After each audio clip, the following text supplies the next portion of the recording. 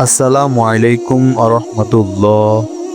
বন্ধুরা, আশা করে আল্লাহর রহমতে আপনারা সকলে ভালো আছেন।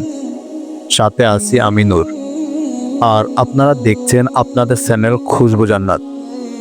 বন্ধুরা, আজকের এই ভিডিওতে হযরত লোকমান হাকিম ও 3 নাফরমান মেয়ের চমৎকার ঘটনা বলতে চলেছি, যা শুনে আপনাদের মন ছুঁয়ে যাবে ইনশাআল্লাহ। তাই ভিডিওটি একেবারে শেষ পর্যন্ত দেখবেন।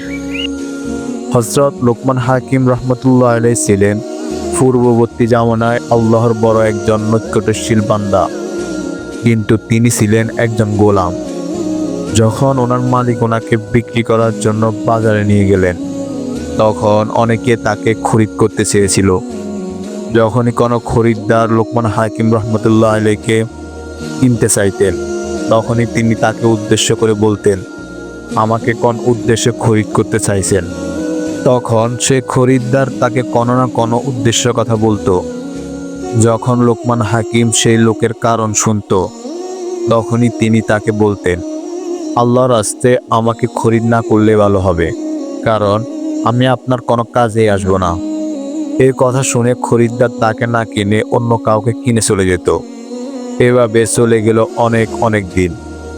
একদিন এক খরিদ্দার লোকমান হাকিম রহমতুল্লাহ আলাইহিকে কিনতে চাইলে তিনি বললেন, আমাকে নিয়ে তুমি কি কাজ করবে?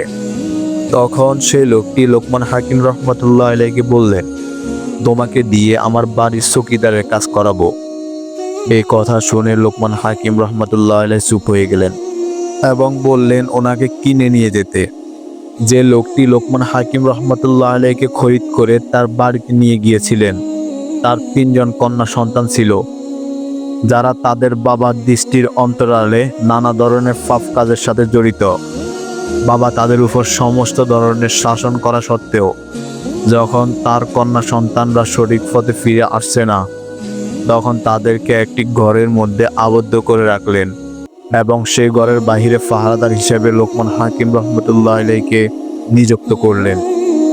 যে ব্যক্তি লোকমান হাকিমকে খরিদ করেছিলেন, সে ছিল পেশায় একজন কৃষক।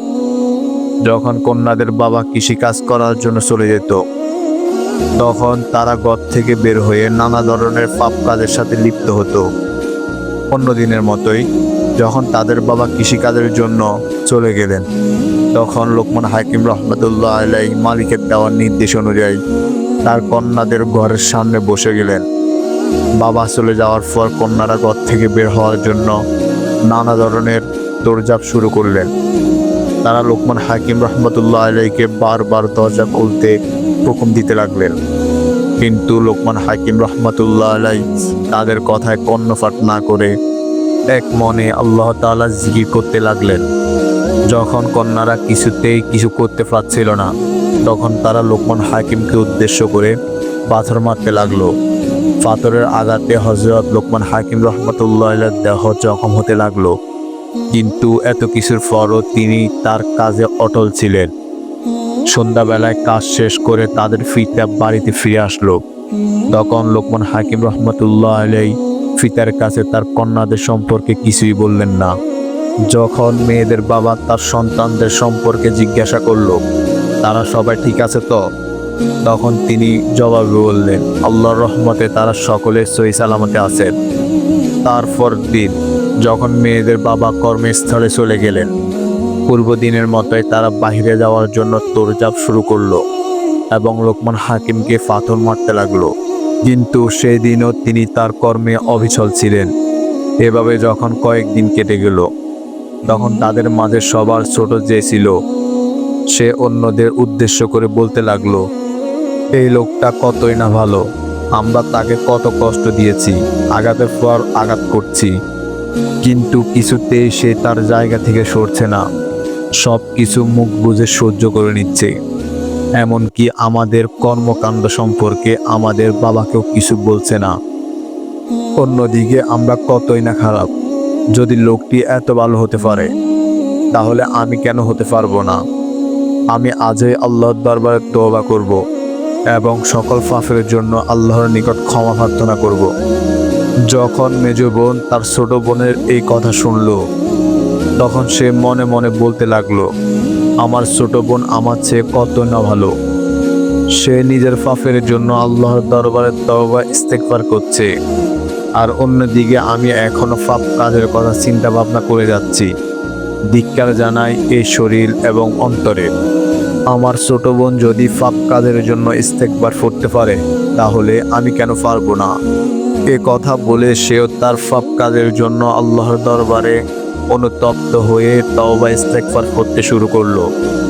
যখন বড় বোন তার ছোট দুই বোনের কর্মকাণ্ড দেখলো, তখন সে নিজেকে ধিক্কার দিয়ে বলতে লাগলো, ধিক্কার জানায় এই অন্তর ও শরীরকে।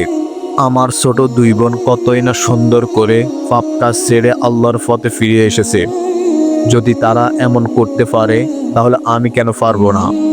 এমন করে তিন বোন সমস্ত পাপ কাজ ছেড়ে আল্লাহর নিকট তাদের গুনার জন্য তওবা ইস্তেগফার করলেন এবং সকল পাপ কাজ পরিহার করলেন।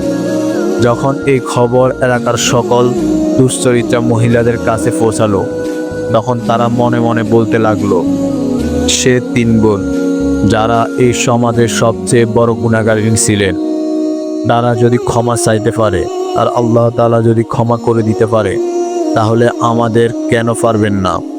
এই সমস্ত চিন্তা ধারণা করে এলাকার সবাই তাদের কৃতকর্মের জন্য আল্লাহর দরবার তওবা ইস্তেগফার করলেন। এইভাবে সামান্য একজন আল্লাহর গোলামের নেক সহবতের কারণে সে এলাকার সকল মহিলারা আল্লাহ তাআলার কাছে তাদের কৃতকর্মের জন্য ক্ষমা প্রার্থনা করে, এবং তাদের বদলতে এলাকার যত পুরুষ মানুষ ছিল সবাই সঠিক পথে ফিরে আসলো। আল্লাহ রাব্বুল আলামিন আমাদের সঠিক বুঝ দান করুক। আমিন।